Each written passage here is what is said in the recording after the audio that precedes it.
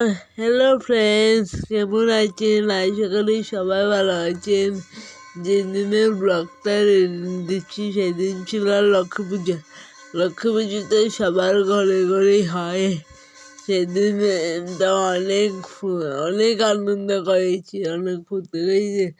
দেখুন আমাদের সিংহাসনে গপু সোনা কীভাবে বসে আছে। এখানে মা লক্ষ্মীকে স্থাপন করা হচ্ছে। আর জানেন তো বন্ধুরা, যে লক্ষ্মী ফটো থেকে স্থাপন করা হয়েছে সেটি আমাদের বহু বছরের পুরনো ফটো, যে বাবু প্রথম কিনে এনেছিল বহু বছর আগে। এখানে মা লক্ষ্মীর ঘর স্থাপন করে রেডি করা হচ্ছে। মা লক্ষ্মীর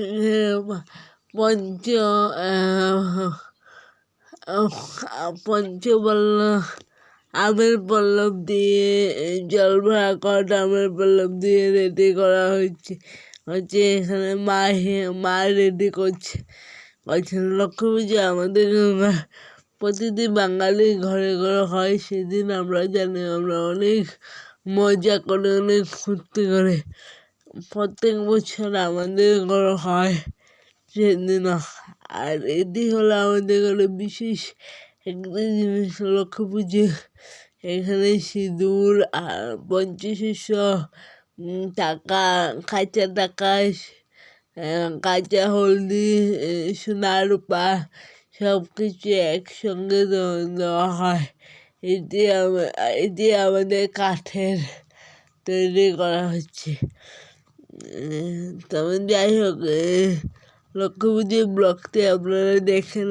ভালো লাগলে প্লিজ চ্যানেলটিকে সাবস্ক্রাইব করবেন, লাইক, শেয়ার অ্যান্ড কমেন্ট করবেন। আবারও পরে আসছি।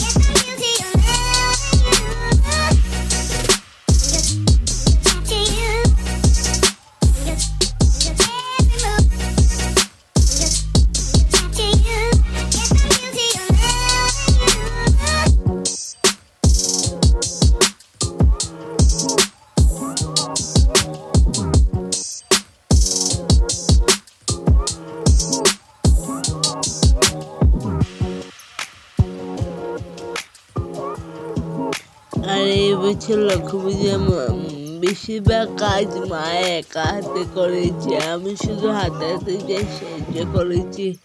আর লাস্টের দিকে তো দেখলেন নারকেলের লাড্ডুটুকু শুধু বর্মা এসে বানিয়েছে। এখানে মা আরতি করছে।